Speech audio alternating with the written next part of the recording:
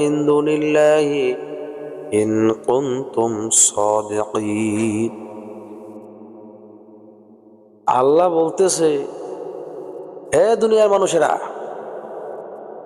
আমার কোরআনুল কারীমকে তোমরা অবিশ্বাস করো, বানোয়াট মনে করো, তো অনুরূপ তোমরা একটা সূরা বানাইয়া দেখাও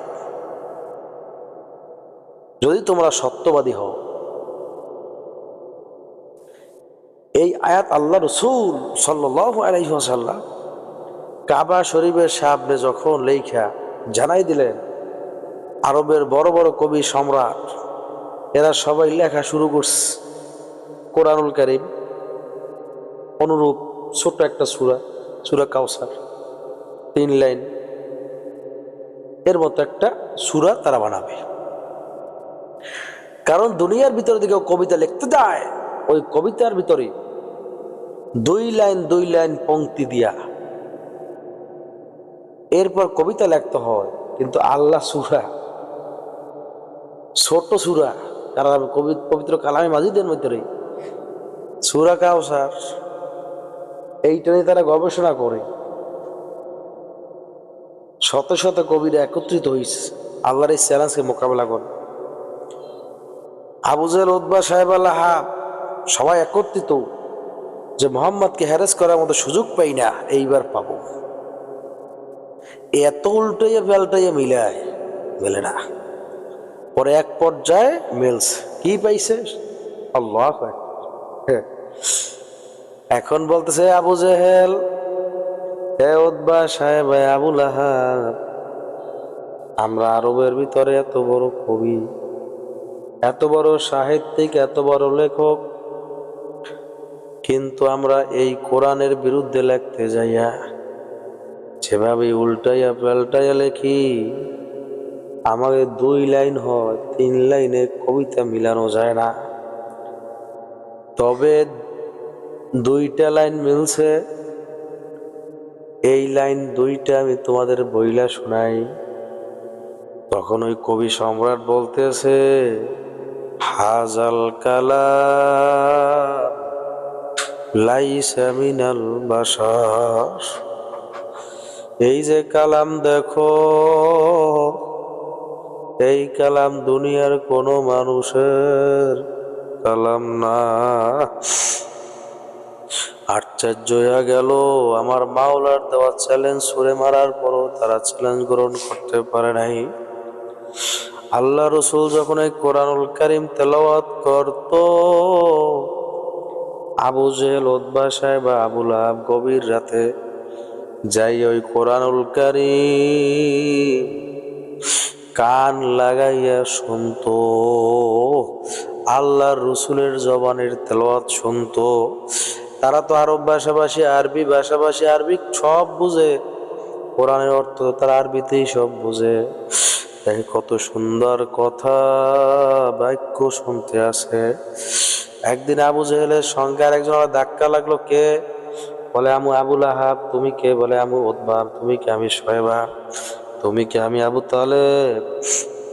সবাই মিলে সিদ্ধান্ত হলো, খবরদার, সারাদিন আমরা মুহাম্মাদের বিরোধিতা করি, মুহাম্মাদের বিরুদ্ধে আচরণ করি, মানুষকে বুঝাই ও ভালো না, ও ভালো না, ও আমাদের বাপ দাদার ধর্ম নিয়ে কথা বলে, ও আমাদের মূর্তির বিরুদ্ধে কথা বলে, ও ভালো না, এরকম বুঝাইতে আসি। কিন্তু রাতের বেলা আইসা আমরা সবাই আবার তার মালিক আল্লাহর কোরআন তেলাওয়াত তার জবানে শুনি। আমাদের এর একটা বিদ হওয়া দরকার। তখন ডাক দিয়ে বলে, আবু জাহেলকে, লিডার, আপনি একটা এর ফয়সালা দেন। তখন আবু জাহেল ডাক দিয়া বলল, হে আমার ভাইরা, আগামীকাল থেকে আমরা কেউ আর এই কোরআন কারীমের তেলাওয়াত শুনতে আসবো না। যখন সবাই এই সিদ্ধান্ত মাইনা নিল, পরের দিন আবু জেহেল রাতের বেলা ঘুমায় না। আরে আবু জেহেল মনে মনে ভাবতে আছে, আজকে তো কেউ যাইবে না, আমি তো সিদ্ধান্ত নিজে দিলাম, যদি কেউ যায় তার কঠিন বিচার হবে। কিন্তু কেউ যাবে না।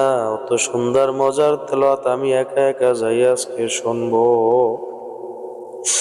যখন এই কথা বলল, আবু জেহেল গভীর রাতে যাইয়া কোরআনুল কারীম তেলাওয়াত শুনে। ও দুনিয়াদার পাগল আমার বাবারা, বাংলাদেশের ভিতরে এক শ্রেণীর লোক আছে যারা কোরআনুল কারীম শুনতে পারে না। মাহফিল হয় রাত 11টা 12টা পর্যন্ত।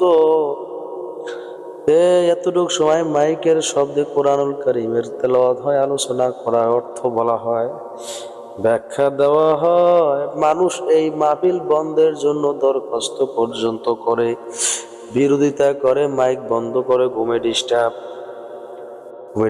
হয়, ছেলে মেয়ের লেখাপড়া সমস্যা হয়।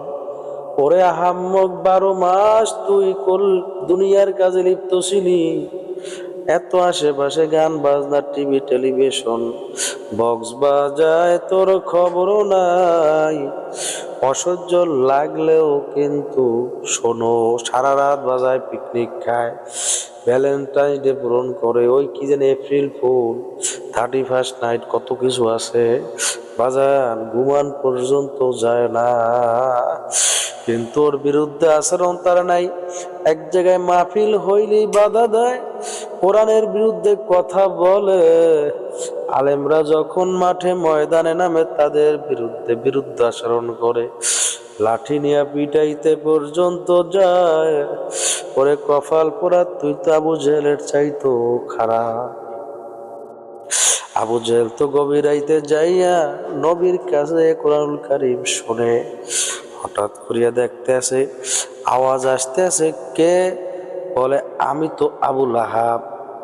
ব্যাপার, তুমি কে? বলে, আমি তো উতবা। তুমি কে? বলে, আমি তো সাহেবা। তুমি কে? আমি আবু সুফিয়ান। তুমি কে? আমি আবু তালেব। বলা শুরু করছে, কি আইন পাশ করলাম আর কামটা তোমরা করলা কি? বলে, লিডার রে, আপনি কেন আছেন? বলে, আমি রাতের বেলা ঘুমায় না, ভাবছি কেউ যাবে না, আমি একা যাই একটু কোরআনুল কারীম শুনি। এক এক করিয়া সবাই যখন এইরকম বলা শুরু করলো, বলে, লিডার, আমরাও এটাই ভাবছি, কেউ আসবে না, আমি যে একটু একা শুনি। তখন আবু জেহেল ডাক দিয়া বলল, শোন, আমরা যত বিরুদ্ধে আচরণ করি, মুহাম্মাদের এই কালাম গোটা দুনিয়া একদিন বিজয় করবে। সুবহানাল্লাহ। হে কপাল পোড়া কবরের যাত্রীরা, আবু জেহেল আমার নবীকে মারে। আল্লাহু আল্লাহ। বাজার, আল্লাহ রাসূল সাল্লাল্লাহু আলাইহি ওয়াসাল্লাম নামাজ আদায় করতে আছে। আবু জেহেল তার চামচাদেরকে বলতে আছে, চামচারা, আজকে যাইয়া ওই মুহাম্মাদের মাথার উপরে উঠে নারী গুড়ি দিয়া চাইবা রাইখা আসবা, যখন সেজদা দিবে তখন। আল্লাহ রসুল তো নামাজে দাঁড়াইছে, সেজদা দিছে, খবর নাই। আবু জেহেলের চামচারা, তার সাথীরা যাইয়া বিশাল বড় উটের পচা নারী গুড়ি আইনা আল্লাহর রসুলের মাথার উপরে দিয়ে দিয়েছে। আল্লাহ রসুল সেজদার ভিতরে শ্বাসও করতে কষ্ট হয়। আল্লাহ রসুল সেজদা উঠায় না। আল্লাহ আল্লাহ। ওদিকে ফাতেমা দৌড়াইয়া আইসা খবর দেয়, বাবার কোনো খবর নাই। এমনি সময় আইসা দেখে বাবার মাথার উপরে নোটের পচা নারী গুড়ি দিয়া দিছে। আবু জেহেল ফাতেমা রাদিয়াল্লাহু আনহা, আব্বা জান, আপনি কি অবস্থা? আল্লাহ তাব্বার মাথার থেকে উঠে নারী গুড়ি টাইনা টাইনা ফালাইলো। বাবাকে নিয়ে যায় কে? হে যুবক ভাইরে, বৃদ্ধ বাবারা, হে পর্দার অন্তরের মা ও বোনেরা, কার মাথায় উঠে পচা নারী গুড়ি দিছে জানো? যাকে না বানাই না আমার আল্লাহ আসমান বানাইতো না, জমিন বানাইতো না, চন্দ্র বানাইতো না, সূর্য বানাইতো না। এই পৃথিবী বানাইতো না, জান্নাত জাহান্নাম বানাইতো না, আদম বানাইতো না, গন্ধম বানাইতো না, তুমি আমি হইতাম না সেই নবী মাথার উপরে এই নির্যাতন করছে আল্লাহর রসুল,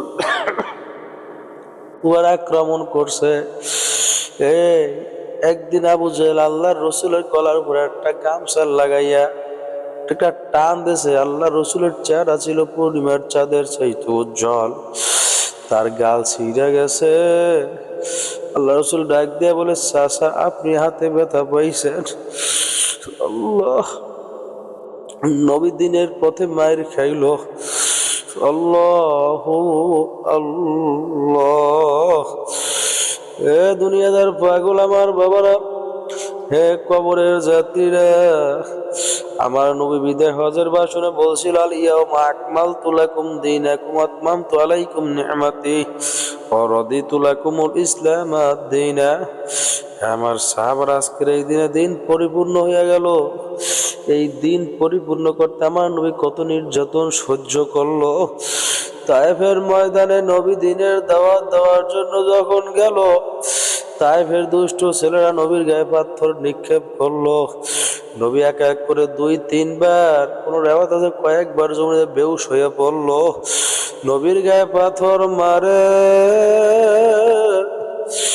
আল্লাহ রসুল কান্দা ডাক দিয়ে বলো, ছেলেরা তোমরা আমাকে আর পাথর মাইরো না, আমি তো তোমাদের কোনো ক্ষতি করি নাই, আমি তো আল্লাহর দিনের দাওয়াত দেওয়ার জন্য আছি। আমার মা নাই, আমার বাবা নাই, আমি বড় এতিম, তোমরা আমাকে কেউ মাইরো না। দুঃসরে তারা মারে।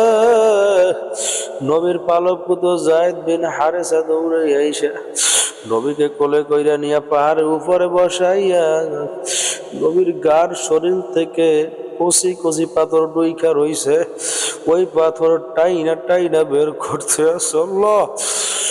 আল্লাহ রসুল ডাক দিয়ে বলে, যায় বাবা কি করো?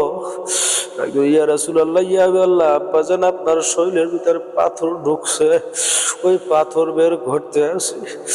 ইয়া রাসূলুল্লাহ, ইয়া হাবিবাল্লাহ, আপনার শরীরের রক্ত ঝরতে ঝরতে আল্লাহ আপনার পায়ের জোতা মোবারক আটকে গেছে। ইয়া রাসূলুল্লাহ, ইয়া হাবিবাল্লাহ, আপনি কেমনে তো কষ্ট সহ্য করতে আছে? আল্লাহ রসুল কথা বলে না, ডাক দিয়ে বলে, যায় আমার কলিজা শুকিয়ে গেছে, আমার জন্য একটু পানির ব্যবস্থা করো। বাজান, ও যুবক ভাইরা, কার দিন পাইলি? কোন নবীর উম্মত হইলাম আজকে, নবীর জন্য চিন্তাও নাই, নবীর জন্য আল্লাহ মায়াও নাই, মহব্বতও নাই। যদি নবীর জন্য মায়া মহব্বত থাকতো, নবীর সুন্নাত দাড়ি কামাইতে না, নবীর সুন্নাত তুমি মাথায় থেকে রাখতে না, নবীর সুন্নাত লম্বা জামা গায়ে না দিয়া পারতা না। যায়েদ বিন হারেসা যখন যায়, তায়েফের ঘরে কিনে দাঁড়ায় বলছে, মা বোন আমাকে এক গ্লাস পানি দেন, আমার নবীর কলিজা শুকিয়ে গেছে, খুব কষ্টে ছিলাম তো। তায়েফের ছেলেরা তাকে আঘাত করছে, মহিলারা সঙ্গে সঙ্গে দরজা আটকাইয়া ফেলে। ওদিকে লোকেরা বলতে, তাকে কেউ পানি দিও না, অন্য ঘরে দৌড়ে আমাকে এক গ্লাস পানি দেন, আমার নবী মারা যাবে, আমাকে এক গ্লাস পানি দেন। কেউ পানি দেয় না। নবীর কাছে এসে খালি ইয়া রাসূলুল্লাহ, ইয়া হাবিবাল্লাহ, তাইফের ভিতরে এত মানুষের ঘরে ঘরে গিয়া পানি চাইলাম, কেউ এক গ্লাস পানিও দেয় নাই। আল্লাহ রাসূল ডাক দিয়ে বলতে আছে, যাই তুই একটা বকরির মতো দেখা যায়, ওইখানে যাইয়া একটু ওই বকরি থেকে দুধ আনো। তখন যাইয়া বকরি কিনে যখন গেল, বকরির মালিকের কাছে যাই বলতেছে, ভাই আপনার ছাগল থেকে একটু দুধ দেন। ওই ছাগলের মালিক ছিল এক ইহুদি, ডাক দিয়ে বলতেছে, তুমি কে? বলে, আমি নবীর ছেলে যায়েদ বিন হারেস। বলতে আছে, শোনো তুমি কি বলতেছো, এই গরু তো, এই বকরি তো বাচ্চা দেয় নাই, এই বকরি থেকে দুধ কিভাবে আসবে? ডাক দিয়ে বলতেছে, আপনি যদি অনুমতি দেন আপনার এই বকরি থেকে দুধ নিয়ে আমার নবীকে খাওয়াবো, আমার নবীকে পান করাবো। ইহুদি ডাক দিয়ে বলতেছে, শুনছিলাম তোমাদের নবী নাকি পাগল, আসলেই তো পাগল, যেই বকরি বাচ্চা দেয় না এই বকরি কিভাবে দুধ দিবে? আল্লাহু আল্লাহ। তখন ইহুদি বলতে আছে, তোমাকে সস্তায় দেওয়া যাবে না, পাগলামির একটা শেষ আছে, এই পাগলামির আজকে সমাধান হবে। তখন ডাক দিয়ে বলতে, কি সমস্যার সমাধান? হ্যাঁ জায়েদ, যদি তুমি এই বকরি থেকে দুধ দহন করে নিতে পারো আমি তোমার নবীর হাতে কালেমা পড়িয়ে মুসলমান হব, আর যদি তুমি এই বকরি থেকে দুধ না নিতে পারো তাহলে তোমাকে হত্যা করা হবে। জায়েদ বিন হারেস চিন্তায় বিভোর, বলতে আছে, ঠিক আছে তোমার প্রস্তাবে আমি রাজি। আল্লাহ আল্লাহ। ডাক দিয়ে বলতে আছে, ও ইহুদি, তোর শর্তে আমি রাজি, তুই আমার একটা পাত্রতে নিয়ে একটা পাত্র দে, পাত্র নিয়ে বকরির ওলানের কাছে নিয়ে দইরা ডাক দিয়া বলতে আছে, রে বকরি, কার জন্য দুধ নিতে আসছি তুই কি জানো? তুই যাকে না বানাইলে বকরি তুই হইতি না, আমি হইতাম না, পৃথিবী হইতো না। ও বকরি, আল্লাহর হুকুমে তোর ভিতর থেকে একটু দুধ বের করে দে, আমার নবীর কলিজা শুকায় গেছে। বকরির চোখ দিয়া পানি পড়ে, বকরির নিচে যখন পাত্র রাখার সঙ্গে সঙ্গে বকরির দুধ দেওয়া শুরু করছে। আল্লাহু আকবার। বকরির দুধ দেওয়ার পরে দুধের বাটি নিয়ে জায়েদ বিন হারেস দৌড়ায়, নবীকে নিয়ে বলে, ইয়া রাসূলুল্লাহ, ইয়া হাবিবাল্লাহ, এই দুধ নেন, পান করেন। বকরি নবী যখন পান করে একটু প্রশান্তি লাভ করলেন। ইহুদি দৌড়ে এসে ডাক দিয়ে বলতে আছে, ইহুদি, জায়েদ শর্তে তুমি পাস, কেমন একজন মহামানব, কেমন নবী পাইছো জায়েদ, যার কথা শুনলে বকরি বাচ্চা নাই কিন্তু বকরি দুধ দেয়। আমি আর ইহুদি থাইকা কি লাভ হবে? ওই নবীর হাতে কালেমা পড়িয়া মুসলমান হইয়া দুনিয়া থেকে বিদায় হইতে চাই। বাজার, দুনিয়ায় আমরা আছি আর থাকবো না, দিন পাইয়া কিন্তু দিনকে অবহেলা করিয়া